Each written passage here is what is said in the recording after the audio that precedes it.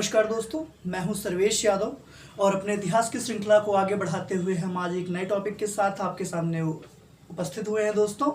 तो अब जो पिछला वीडियो था हमारा वो प्राग ऐतिहासिक काल से संबंधित था। आइए एक बार थोड़ा सा रिकैप कर लेते हैं दोस्तों कि हमने पढ़ा क्या पिछले वीडियोस में, क्योंकि अगर पिछला थोड़ा सा क्लियर हो जाए दोस्तों तो हम आगे की भी बात क्लियर कर सकते हैं। जो आज का टॉपिक है वह समझने में आसानी होगी दोस्तों। आइए देखते हैं प्राग ऐतिहासिक काल के बारे में। हमने बताया था कि प्राग ऐतिहासिक काल को समझने के लिए हम इसे कितने भागों में बांटते हैं दोस्तों? 3 भागों में। पहला जो भाग था वह था पुरापाषाण काल, जिसको हम पैलियोलिथिक एज के रूप में जानते हैं दोस्तों। किस रूप में? पैलियोलिथिक एज के रूप में। दूसरा जो डिवीजन था हमारा वो मध्य पाषाण काल के रूप में था। मध्य पाषाण काल यानी कि मेसोलिथिक एज दोस्तों, मेसोलिथिक एज। और तीसरा जो डिवीजन था वह हमारा नवपाषाण काल था दोस्तों। नवपाषाण काल को इंग्लिश में हम नियोलिथिक एज भी कहते हैं। अब देखिए दोस्तों, मैंने बताया आपको कि पुरापाषाण काल का जो जीवन था वह कैसे था? शिकार के ऊपर निर्भर था। लोग शिकार के द्वारा अपने जीवन यापन करते थे। जब हम मध्य पाषाण काल में पहुंचते हैं तो शिकार के साथ साथ एक अन्य कार्य स्टार्ट हो जाता है जिसको हम पशुपालन कहते हैं। मनुष्य इतना जानकार हो गया था कि वह अपने सुविधा योग्य आवश्यकताओं के अनुसार शिकार के साथ साथ पशुओं को भी पालने लगा था, जानवरों को अपने साथ रखने लगा था। चाहे वह शिकार करने की दृष्टि से भूख लगने पे उनको खाने के लिए रखता हो या फिर अन्य जानवरों से सुरक्षा के लिए रखता हो। जब हम नवपाषाण काल में पहुंचते हैं दोस्तों तो शिकार तो चलता ही रहता है, पशुपालन भी होता है और उसके बाद एक नई चीज जुड़ जाती है जिसको हम कृषि कहते हैं दोस्तों। पुरापाषाण काल से हमने प्रारंभ किया था, शिकार हमारी प्राथमिकता थी। मध्य पाषाण काल में पशुपालन हमारी प्राथमिकता होती है और नवपाषाण काल में कृषि हमारी प्राथमिकता के रूप में दर्ज की जाती है दोस्तों। अब जब कृषि प्रारंभ हो गई थी तो कृषि को बेहतर बनाने के लिए उत्तम कृषि तकनीकी का होना आवश्यक है दोस्तों, क्योंकि पत्थर से बने औजार जितने भी हथियार थे जो कृषि के लिए प्रयोग किए जाते थे वह उतने उन्नत किस्म के नहीं होते थे जिससे खेतों की जुताई आसानी से की जा सके। तो कृषि को बेहतर बनाने के लिए अन्य तकनीक की भी खोज प्रारंभ हो चुकी थी और इसी प्रारंभ के आधार पे, इसी खोज के आधार पे दोस्तों नवपाषाण काल के अंत तक धातु की भी खोज कर ली गई। यानी कि नवपाषाण काल में जो सबसे महत्वपूर्ण कार्य हुआ वह धातु की खोज हुई और सर्वप्रथम धातु के रूप में जो प्रयोग में लाने जाने वाली धातु थी वह निकला तांबा। पुरापाषाण काल में शिकार प्राथमिकता, मध्य पाषाण काल में पशुपालन प्राथमिकता, नवपाषाण काल में कृषि हमारा प्राथमिकता। और कृषि को बेहतर बनाने के लिए जिन उपकरणों की खोज हुई उसमें धातु की खोज सबसे महत्वपूर्ण मानी जाती है और सर्वप्रथम प्रयोग की जाने वाली जो धातु थी वह तांबा थी, जिसकी खोज नवपाषाण काल के अंत तक हो गई थी। अभी बस खोज हुई थी पर इसका अच्छे से प्रयोग किसी को नहीं आता था, तो सिर्फ खोज होना ही प्राथमिकता नहीं है। अब खोज हुई तो मैंने आपको कल ही बताया था दोस्तों कि जैसे ही एक नया आविष्कार होता है, एक नया खोज होता है, वैसे ही संस्कृतियां बदल जाती हैं। जैसे यहाँ पे शिकार, यहाँ पे पहले जब पुरापाषाण काल में मनुष्य का उद्भव हुआ तो वह ना चलना जानता था ना ही कुछ शिकार करना जानता था, पर जैसे ही उसने शिकार करना प्रारंभ किया संस्कृति बदलकर किसमें परिवर्तित हो गई? मध्य पाषाण काल में। और मध्य पाषाण काल में जब शिकार के अलावा उसने पशुपालन को प्रारंभ किया तो उसकी नई संस्कृति बदलकर नवपाषाण काल में तब्दील हो गई। और नवपाषाण काल में जब शिकार पशुपालन के बाद कृषि की खोज हुई, कृषि होना प्रारंभ हुआ, यानी कि एक नया चीज, एक नई तकनीकी अस्तित्व में आई, तो यह भी क्या हुआ? यह एज भी बदल गया, यह संस्कृति भी बदल गई। और जो संस्कृति प्रारंभ हुई उसको हम कहते हैं ताम्रपाषाणिक संस्कृति या ताम्रपाषाण काल। ताम्रपाषाण काल, इसको इंग्लिश में दोस्तों कैल्कोलिथिक एज बोला जाता है। और आज का हमारा जो टॉपिक है वो कैल्कोलिथिक एज को लेकर ही है दोस्तों। माना जाता है कि ताम्रपाषाण काल का जो अस्तित्व था वह 1200 ईस्वी पूर्व तक था। कब तक था दोस्तों? 1200 ईस्वी पूर्व तक। और 1200 ईस्वी पूर्व के बाद, ईसा पूर्व के बाद, ये जो ताम्रपाषाण काल था इसका भी अस्तित्व पूरी तरह से समाप्त हो गया। तो आइए एक नजर डालते हैं कि ताम्रपाषाण काल के समय की सभ्यता क्या थी, वहां का जो परिवेश था वह किस प्रकार का था, समाज कैसा था, और किन किन स्थानों से ताम्रपाषाण काल का साक्ष्य हमें प्राप्त होता है दोस्तों। तो आइए हम अपनी श्रृंखला को आगे बढ़ाते हैं। बस जुड़े रहिए दोस्तों, प्रतिदिन आपको एक नया टॉपिक मिलेगा, वो भी बेहतर तरीके से। इससे बेहतर आपको किसी ने पढ़ाया नहीं होगा दोस्तों, किसी ने बताया नहीं होगा।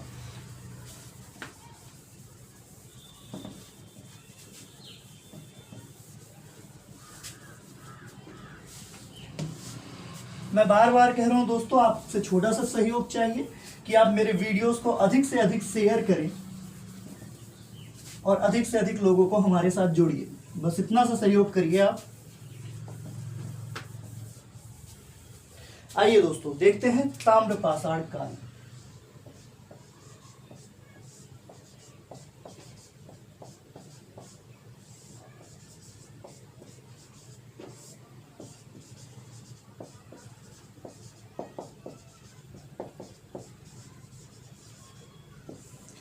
ताम्रपाषाण काल के समय में जब प्रारंभ हुआ तो पत्थरों का भी प्रयोग हो रहा था और धातु का भी प्रयोग प्रारंभ हो गया था। धातु का प्रयोग प्रारंभ हो गया था और प्रथम धातु के रूप में जिसका प्रयोग हुआ वह था तांबा। अगर हम प्रागैतिहासिक काल के जीवन की बात करें तो पहले मनुष्य कहीं नहीं रहता था, पत्थरों के ऊपर या नीचे कहीं भी रह के अपना गुजारा कर लेता था।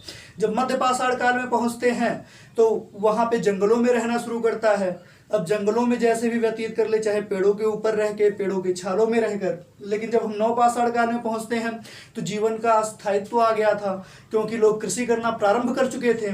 तो कृषि कार्य जब प्रारंभ हो गया, स्थायित्व आ गया, तो मकानों का निर्माण प्रक्रिया भी प्रारंभ हुआ दोस्तों। और इसी में अगला जो कार्य हुआ वो ग्रामीण सभ्यता का उद्भव हुआ। लोग एक जगह इकट्ठा होकर कबीले के रूप में रहना प्रारंभ कर दिए। यानी कि ताम्रपाषाण काल प्रथम काल है जो नगरीय सभ्यता का उदाहरण दिया जा सकता है। लेकिन प्रथम नगरीकरण हड़प्पा सभ्यता को कहा जाता है दोस्तों, इस बात को ध्यान में रखिएगा। लेकिन ग्रामीण सभ्यता का जो उद्भव हुआ वह ताम्रपाषाण काल के समय में ही हो गया था, क्योंकि ताम्रपाषाण काल के समय लोग जहां रहना पसंद करते थे, कृषि के लिए उचित स्थान का होना जरूरी था। इसीलिए ताम्रपाषाण काल के लोगों ने जो अपना जीवन का स्थायित्व बनाया वह ऐसी जगह पे बनाया जहां पे पहाड़ियां हो, साथ में जमीन हो और आसपास सिंचाई के लिए नदी भी हो, जिससे जल का स्रोत उनको आसानी से प्राप्त हो सके, जिससे वह जमीनों को सींच कर अपनी खेती कर सकें। यानी कि ग्रामीण सभ्यता का उद्भव हुआ, जो जीवन का अस्तित्व मिला वह पहाड़ी, जमीन और नदियां जो तीनों एक आसपास थी उनकी जगह पर उनके स्थायित्व मिला। और अगर देखा जाए उत्खनन कार्य किस किस जगहों पे किया गया जहां पे ताम्रपाषाण कालिक स्थितियां मिलती हैं भारत में, तो दोस्तों दक्षिण पूर्वी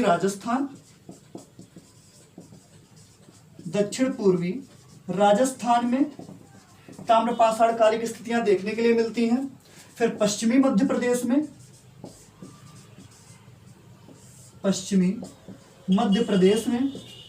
पश्चिमी महाराष्ट्र में,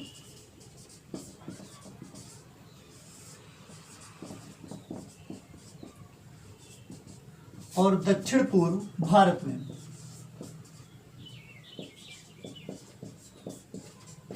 ध्यान दीजिएगा दोस्तों, जो ताम्रपाषाण कालिक स्थितियां मिली भारत में वो दक्षिणी पूर्वी राजस्थान में, पश्चिमी मध्य प्रदेश में, पश्चिमी महाराष्ट्र में व दक्षिण पूर्व भारत में पाई गई, जहां पे धातुओं का खोज हुआ और वहां से धातुओं के अवशेष प्राप्त किए गए हैं। तो आइए देख लेते हैं दोस्तों किस स्थान से धातुओं का जो अस्तित्व था वह हमें प्राप्त होता है। जितनी चीजें बताई हैं उनका एक एक करके अध्ययन कर लेते हैं दोस्तों, कि राजस्थान में किस जगह से हमें ताम्रपाषाण कालिक संस्कृतियां प्राप्त होती हैं। तो अगर राजस्थान की बात की जाए दोस्तों,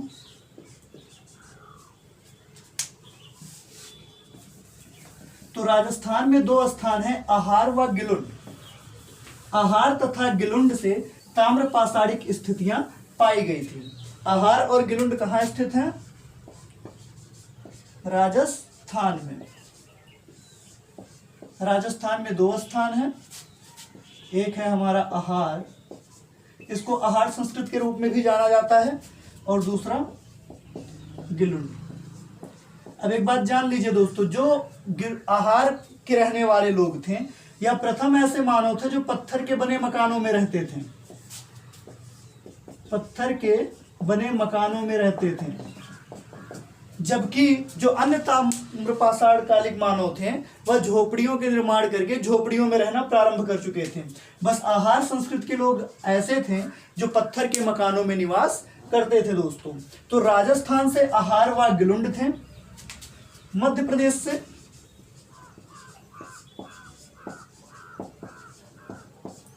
कायथा,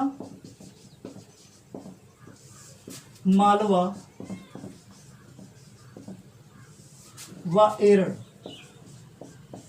जहां से ताम्र पाषाण कालिक स्थितियां पाई गईं वह मध्य प्रदेश में कायथा, मालवा और एरड़ थे। यहां से ताम्र पाषाण कालिक स्थितियां प्राप्त हुई। अब मालवा को सबसे उत्कृष्ट माना जाता है मध्य प्रदेश में। मध्य प्रदेश क्या कह सकते हैं, राजस्थान, मध्य प्रदेश, महाराष्ट्र, दक्षिण पूर्व भारत में जो सबसे उत्कृष्ट मृदभांड प्राप्त किए गए दोस्तों वह मालवा से पाए गए। यह भी पूछा जा चुका है कई बार एग्जामिनेशंस में कि सबसे उत्कृष्ट किस्म के मृदभांड कहां से पाए गए। मृदभांड का अर्थ मैं पहले ही बता चुका हूं कि मृदभांड का जो अर्थ होता है वह मिट्टी से बने बर्तनों का होता है, और मालवा से ही सबसे उत्कृष्ट मृदभांड पाए गए दोस्तों। तो राजस्थान में आहार व गिलुंड संस्कृतियां जो थी वह हमें ताम्र पाषाण कालिक स्थितियों का बोध कराती हैं। मध्य प्रदेश में कायथा, मालवा व एरड़ हमें इन स्थितियों का ज्ञान कराती हैं। जब हम महाराष्ट्र में जाते हैं दोस्तों, तो महाराष्ट्र में जो स्थल है वह है निवासा। पहला जो स्थल है वह निवासा, दूसरा है दैमाबाद। इन स्थानों से दोस्तों हमें ताम्र पाषाण कालिक स्थितियों का पूर्ण ज्ञान प्राप्त होता है। तो एक बार ध्यान दीजिएगा, राजस्थान में आहार व गिलुंड, मध्य प्रदेश से कायथा, मालवा और एरड़, और राजस्थान महाराष्ट्र से निवासा, दैमाबाद, और एक स्थल और था दोस्तों जोरवे। जोरवे से जो साक्ष्य प्राप्त हुए हैं उसे जोरवे संस्कृत के आधार पर भी जोड़ा जाता है। जैसे कि आहार भी एक संस्कृति थी, गिलुंड भी संस्कृति थी दोस्तों, निवासा भी, दैमाबाद और जोरवे ये सभी संस्कृतियां थी, क्योंकि उत्खनन कार्य के द्वारा जो साक्ष्य वहां से प्राप्त किए गए वो सभी अपने में अदम्य और अद्भुत थे। तो राजस्थान से आहार व गिलुंड, मध्य प्रदेश में कायथा, मालवा, एरड़, महाराष्ट्र में निवासा, दैमाबाद और जोरवे से ताम्र पाषाण कालिक स्थितियां प्राप्त की गई दोस्तों। तो यह तो हो गया खुदाई से जो हमें प्राप्त हुआ स्थान था। अब देख लेते हैं कि उस समय वहां का रहन सहन क्या था, वह किन जानवरों को पालते थे और किन का शिकार करते थे, इसकी भी एक जानकारी होनी जरूर आवश्यक है दोस्तों। क्योंकि कभी कभी एग्जामिनेशन में पूछ लेता है कि ताम्र पाषाण कालिक लोग किस जानवर का शिकार करते थे या किस जानवर को अपना पालतू पशु के रूप में रखते थे। तो इन सब चीजों की जानकारी होना आवश्यक है दोस्तों। तो आइए एक नजर देख लेते हैं पशुपालन में, और फिर एक नजर हम डालेंगे उनके कृषि व्यवस्था पे कि वह किन किन फसलों को उगाते थे। कोई भी चीज छूटना नहीं चाहिए दोस्तों, सब के सब क्लियर होने चाहिए। तो आइए देखते हैं पशुपालन में वह किन किन जानवरों को रखते थे। तो पशुपालन में गाय, भैंस, भेड़, बकरी व सूअर, वह इनको पालतू पशु के रूप में रखते थे। जबकि वो शिकार करते थे हिरण का। ताम्र पाषाण कालिक लोगों ने जिस जानवर का शिकार किया हुआ था हिरण। आज के समय में हिरण के शिकार पे प्रतिबंध है दोस्तों, काला पानी तक की सजा भी हो सकती है, इसलिए बचिएगा। तो पशुपालन था गाय, भैंस, भेड़, बकरी और सूअर का, और शिकार करते थे वो हिरण का दोस्तों। इतनी चीजें नोट कर लीजिए दोस्तों, कोई भी टॉपिक छूटना नहीं चाहिए, कोई भी फैक्ट छूटना नहीं चाहिए। अब देख लेते हैं एक बार इनकी कृषि व्यवस्था पर कि यह किन किन फसलों को उगाते थे। कृषि, तो कृषि में गेहूं की फसल उपजाते थे, बाजरा, मसूर, उड़द, राई इनके प्रमुख फसलों के रूप में था जिनको यह उगाते थे दोस्तों। नोट कर लीजिए कि कृषि में गेहूं, बाजरा, मसूर, उड़द, राई को ये उगाते थे। इसके साथ साथ मूंग, मटर और रागी भी थे दोस्तों। मूंग, मटर और रागी, इनको नोट कर लीजिए, फिर आगे बढ़ते हैं दोस्तों। अब अगर पूछा जाए कि ताम्रपाषाणी काल के लोगों का घर किससे बना होता था, तो मैंने आपको पहले ही बताया कि सिर्फ आहार संस्कृति के लोग ही ऐसे थे जो पहाड़ों में रहते थे या पहाड़ों पत्थरों के बने मकानों में रहते थे, बाकी सभी झोपड़ियों में रहते थे। और इनका जो घर बना होता था, ये क्या करते थे, गीली मिट्टी लेते थे और उसी से थोप कर अपने घर का निर्माण करते थे। गीली मिट्टी को थोप कर घर का निर्माण करते थे दोस्तों। तो मैंने आपको बता दिया कि पशुपालन किसका करते थे, शिकार किसका करते थे, कृषि कैसे करते थे, मकान का निर्माण कैसे करते थे। अब इससे ज्यादा आपके एग्जामिनेशन में कभी कुछ नहीं पूछा जाएगा दोस्तों। अगर पूछता है कि क्या ताम्रपाषाणी कालिक लोगों ने कपास उगाया, तो दोस्तों कह सकते हैं कि सबसे पहले जो कपास का उत्पादन हुआ था वह नवपाषाण काल में हुआ था और तब से यह प्रक्रिया चल रही थी। कपास का उत्पादन भी ताम्रपाषाण काल के लोग करते थे। इतनी चीजें क्लियर हैं दोस्तों। आइए बढ़ते हैं आगे। ताम्रपाषाण काल के बारे में हमने बहुत सी चीजें पढ़ ली दोस्तों। अब देख लेते हैं कि किन किन कार्यों से ताम्रपाषाण काल के लोग परिचित थे। तो पहला जो कार्य था, तांबे का शिल्प कर्म। तांबे का जो शिल्प कर्म था, यानी कि शिलाओं पे लिखने का कार्य या चित्र निर्माण का कार्य, तो तांबे का शिल्प कर्म से वह परिचित थे और इसके साथ साथ वह पत्थरों का कार्य भी करते थे। कपास उत्पादन की वजह से इस काल के लोग वस्त्र निर्माण से भी परिचित थे। ये चीजें याद रखिएगा दोस्तों, पूछा जाता है कि वस्त्र निर्माण का कार्य किस काल के लोग करते थे, तो ताम्रपाषाण काल के लोग वस्त्र निर्माण प्रक्रिया से भी पूरी तरह से परिचित थे दोस्तों। अब देख लेते हैं कि मृत लोग होते थे, यानी कि ताम्रपाषाण काल के लोग जो थे वह मृतकों के साथ क्या करते थे, तो मृतकों की जो मृतकों को अस्थि कलश में रखकर मृतकों को अस्थि कलश में रख देते थे।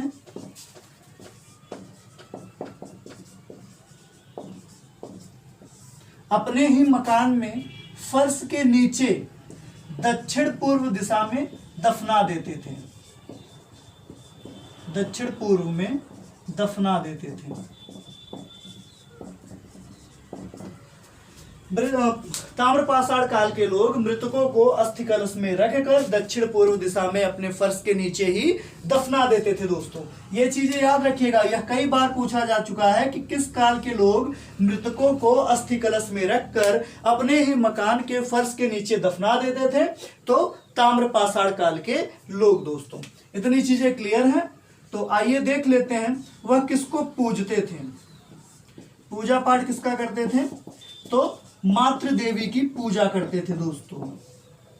ताम्रपाषाण काल के लोग किसकी पूजा करते थे, मातृ देवी की पूजा करते थे, यानी कि अपने जन्मभूमि की पूजा करते थे।